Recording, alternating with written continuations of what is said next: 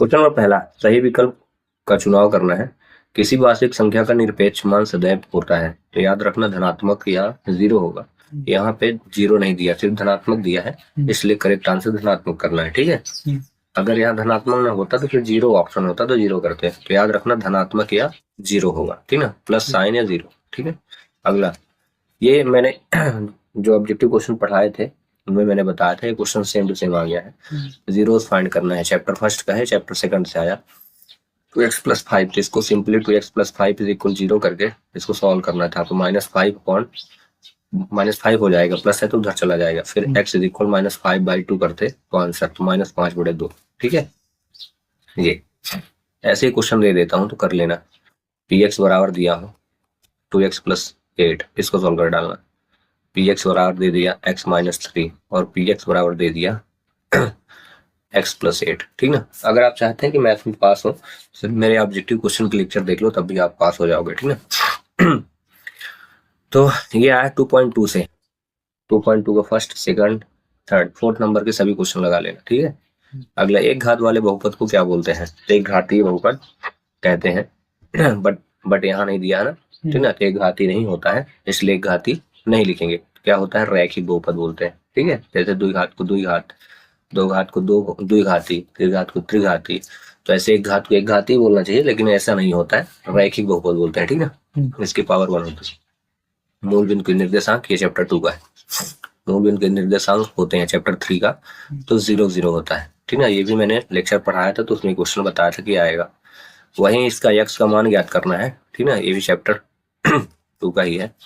तो x is equal लिखना था 12 करके, और x बराबर 12/2 करना था। इसको डिवाइड कर दे तो आंसर आता 6, तो इसका करेक्ट आंसर 6 हो जाता। ठीक ना, आगे समझे? तो ऐसे ही क्वेश्चन में दे देता हूँ, इनकी x का मान निकाल लेना। ठीक है, और कमेंट्स कर देना जो भी बच्चे देख रहे हैं।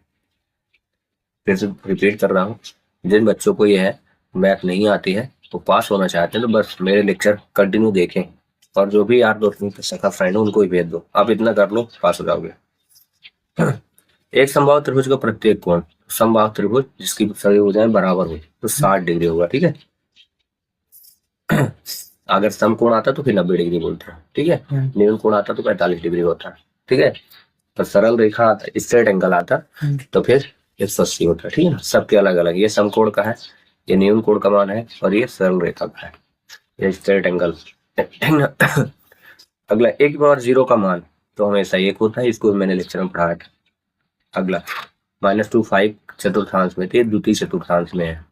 ठीक है, 4 चतुर्थांश होते हैं ऐसे, पहले में प्लस प्लस, दूसरे में माइनस प्लस, तीसरे में माइनस माइनस, और चौथे में प्लस माइनस रूप है। ठीक है, तो यहाँ देखो पहले माइनस है फिर प्लस दिख रहा है, मतलब ये हो गया, फिर द्वितीय चतुर्थांश है। ठीक है, तो ऐसे ही अगर 3 और 4 होता तो दोनों के चिन्ह क्या है? प्लस प्लस ना, तो किसमें आएंगे?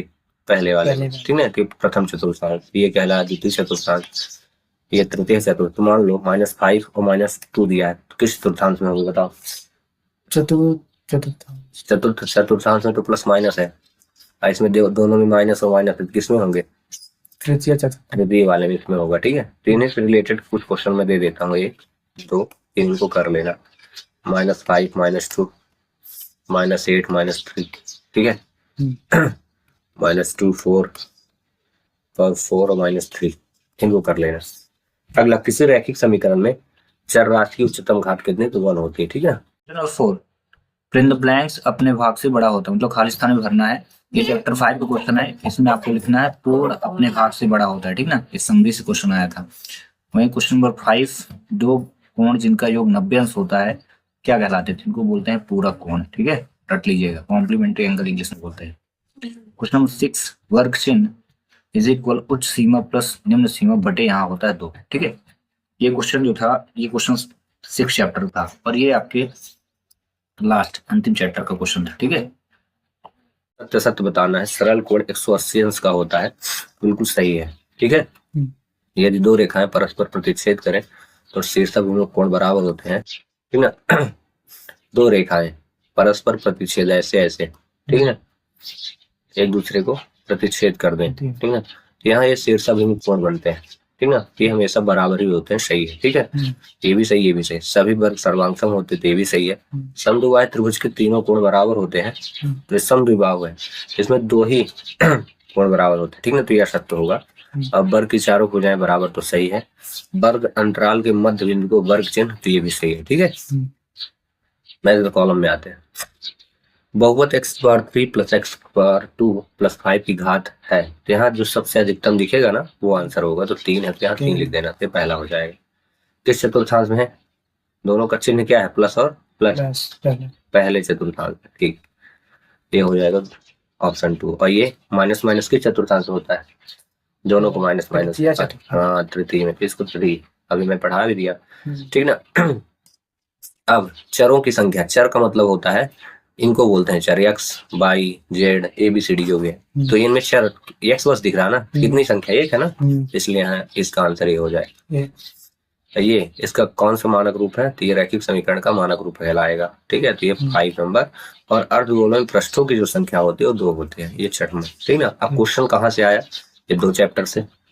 ये जो क्वेश्चन है ये 3 चैप्टर का है, ये जो क्वेश्चन है ये भी 3 चैप्टर का, ये क्वेश्चन 4 अध्याय से आया, ये क्वेश्चन नहीं, ये क्वेश्चन 2 से आया, ये क्वेश्चन 4 अध्याय से आया, और ये क्वेश्चन जो है ना, तो 9, 10, 11, ये 11 अध्याय का क्वेश्चन है, ठीक है, पूछा गया। अगला देखते हैं।